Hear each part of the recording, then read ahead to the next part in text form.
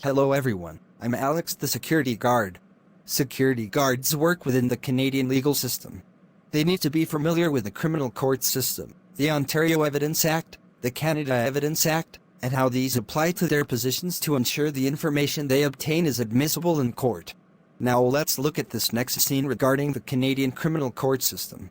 In this case, a security guard is standing on trial in a courtroom. Order, in the court. The court is now in session. Mr. Raymond, do you swear to tell the truth, the whole truth, and nothing but the truth, so help you God? I do. Could you please tell the court the events that occurred? Your Honor, I cannot rely on my memory. However, I did record the events in my notepad. Is the notepad here? Yes, Your Honor. The security agency that I work for submitted the notepad as evidence to the court. Has the court verified the contents of this notebook, and that it has not been altered in any way? I will allow it. Please proceed. Thank you, Your Honor.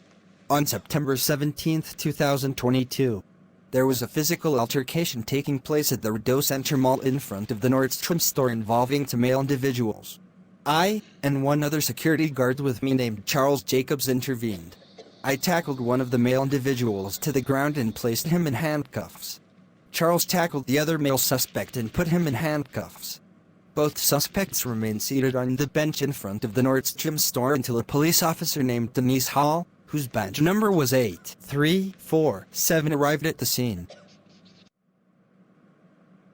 Security guards may be required to prepare for legal proceedings, present evidence, prepare themselves and/or witnesses for testimony, and follow up on the outcome of court proceedings. Security guards need a general understanding that all investigations should be conducted as if the case could potentially go to trial, and therefore handle themselves accordingly to ensure that no procedural or administrative mistakes are made.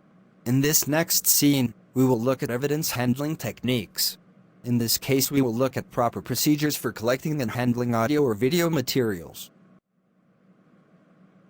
Lisa, let's go over the correct procedures for collecting and handling audio/video materials as per the Canada Evidence Act and Ontario Evidence Act.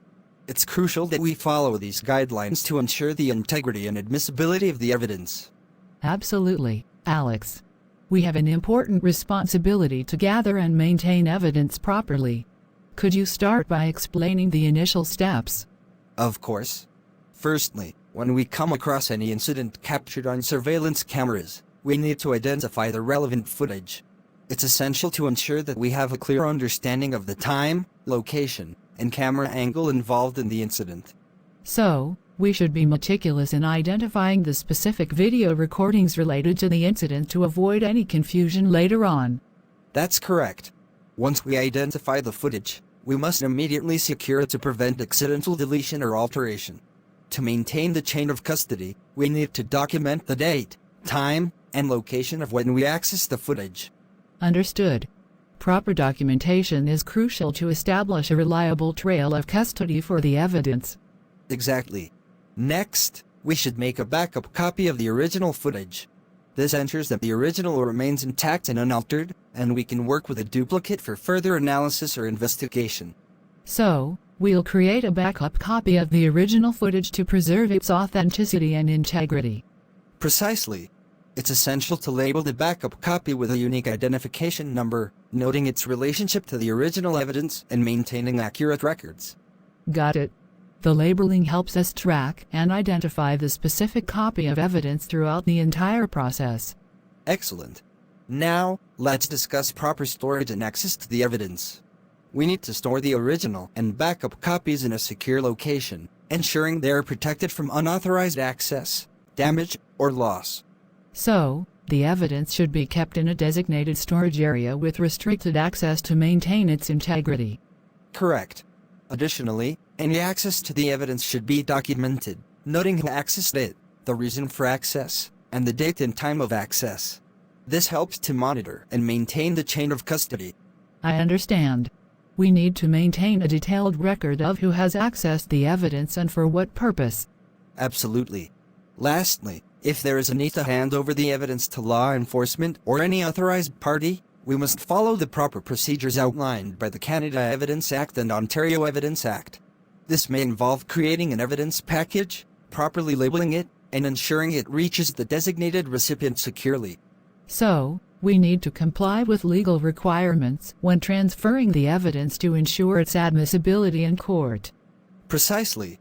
Remember, Lisa, our role as security guards is vital in gathering and preserving evidence. By adhering to these proper procedures, we contribute to the effectiveness and credibility of the evidence in accordance with the Canada Evidence Act and Ontario Evidence Act. Thank you, Alex. I appreciate your guidance. I'll make sure to implement these procedures diligently in our work. When it comes to evidence handling techniques, remember the 6 core steps for containing evidence, which are to collect, secure, preserve, identify, continuity, and log. Now let's look at municipal bylaws.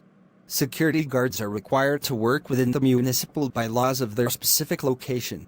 They need to be familiar with the common bylaws they will encounter in their position, such as noise bylaws and occupancy limits, for example, where they can locate this information.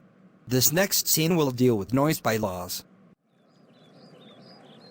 Good evening. I'm Alex, the neighborhood security guard. We've received a noise complaint about this unit. Can you please open the door? Oh, hi. Is there a problem? Good evening, miss. We received a complaint about excessive noise coming from your apartment. Mind if we discuss the issue? Oh, I'm sorry if we were being too loud. I'm just watching a movie on Netflix. Thank you. I appreciate your cooperation. I understand that you're enjoying a movie, but it seems the volume is disturbing your neighbors.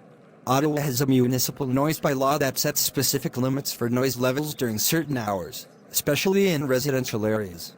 I didn't realize it was that loud. I apologize. I'll turn it down right away. Thank you. We appreciate your quick response. It's important to be mindful of noise levels, especially during nighttime hours when residents are trying to sleep. We understand that people want to have a good time, but we also need to respect the rights of others to a peaceful environment. I completely understand. I'll make sure to keep the volume at a reasonable level from now on. I'm really sorry for the disturbance. I appreciate your cooperation. If you have any questions or concerns, feel free to reach out to the city bylaw by calling 311. And remember, if the noise continues to be a problem, we might have to escalate the matter in accordance with the municipal noise bylaw. I get it. I'll be more mindful in the future. Thank you for bringing this to my attention. I hope you have a better idea about the Canadian criminal court system, evidence handling techniques, and municipal bylaws.